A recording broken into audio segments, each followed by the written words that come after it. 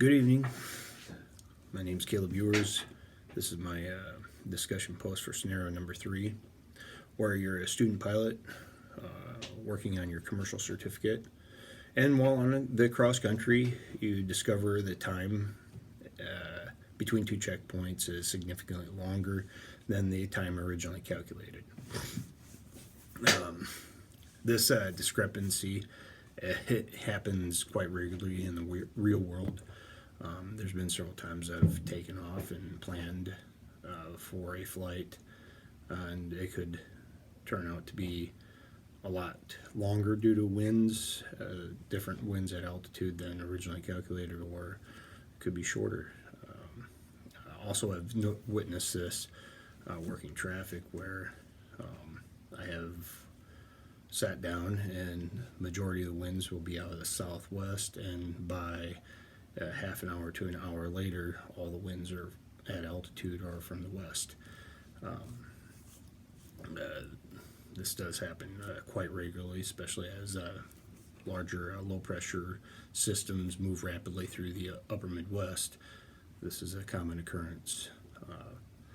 Some of the other issues that could be a factor is when you calculated the time en route, it'll be based off the performance charts.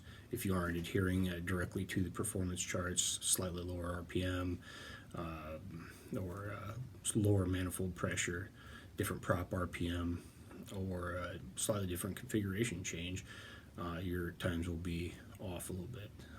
Also, if you were flying long and forgot to retract the last notch of your flaps, and that would significantly add some amount of drag and reduce the and there'd be a difference in time en route that way.